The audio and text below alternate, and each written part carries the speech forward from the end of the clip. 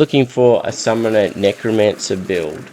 In this video I will take you through the skills to have on your skill bar, the gameplay mechanics for taking on mobs and bosses with this build, and then after that I will take you through the entire skill tree and what to spend all your skill points on, as well as the start of the Paragon board system, and then on to finally the armor and the aspects you should be running, so be sure to stay to the end of the video.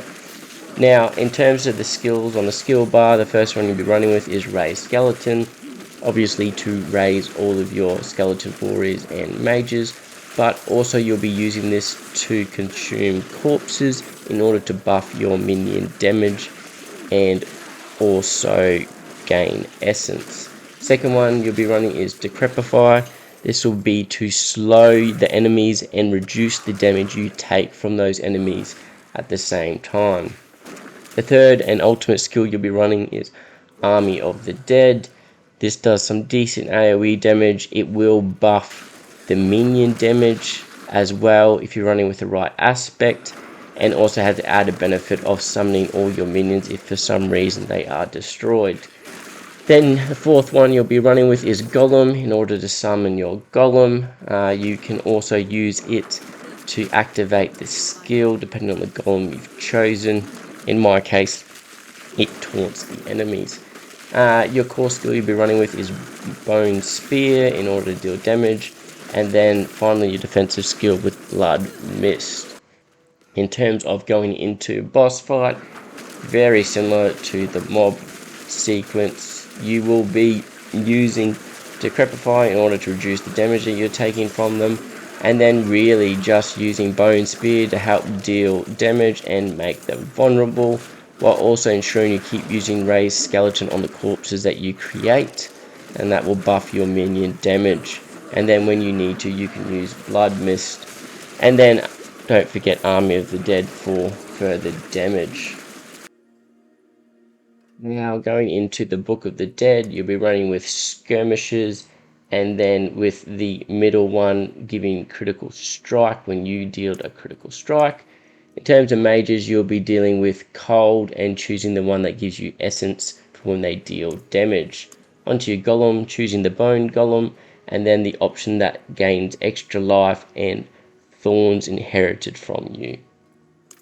Then going on to the ability section and the skill tree, you'll be going into to use 2 points in your basic skills, which you won't be using, then 5 points into Bone Spear, then into Enhanced Bone Spear and Supernatural Bone Spear, 3 points into Huge Flesh, 1 point into Blood Mist and Enhanced Blood Mist.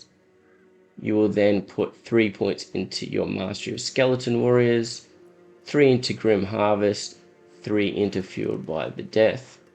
Going on to the next section, 2 into Death's Reach, 3 into Death's Embrace, 3 into Amplified Damage, and then picking up the Decrepify skill, Enhanced Decrepify, and Abhorrent Decrepify.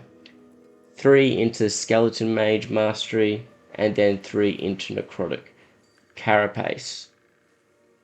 Onto the ultimate skill area, 3 into Golem Mastery, 3 into Bonded Essence, 3 into Death's Defense, 3 into Inspiring Leader, 3 into Hellbent Commander, then picking up Army of the Dead, Prime Army of the Dead, and Supreme Army of the Dead. In terms of your key passive, Callan's Edict is what you'll be picking up for your minions. And we're going into the Paragon board. On your first board, you'll be wanting to take the path on the left, picking up the rare node and onto the glyph, which you'll put in Mage for extra skeletal damage. Then on the right hand side path, taking that up to grab your next board. For your second board, go into Cult Leader. Now this board is going to have a lot of rare nodes that buff minion damage and defense. You're going to want to path out to get all of them, and then up to the right to get the glyph and final rare nodes. Going into the armor, The first one is every 10 seconds your cold skeletal mages cast a blizzard that deal damage.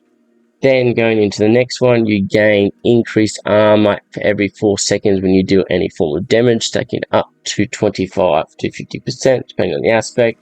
The next one, Thorn's damage dealt has a 38% chance to deal damage to all enemies around you. So it'll be much better once you get more gear with additional thorns. Then onto the next one, I will be swapping this out for aspect of hardened bones, which means your minions gain increased damage reduction once I get that aspect. Then finally going onto the boots, your maximum number of skeletal warriors is increased by 2. Then onto your two-handed weapon, the skeletons gain increased damage while alive up to 58% after 10 seconds. Onto the amulet, your maximum number of skeletal mages increased by 3. This is getting the 50% buff for the amulet, so you get 3 instead of 2.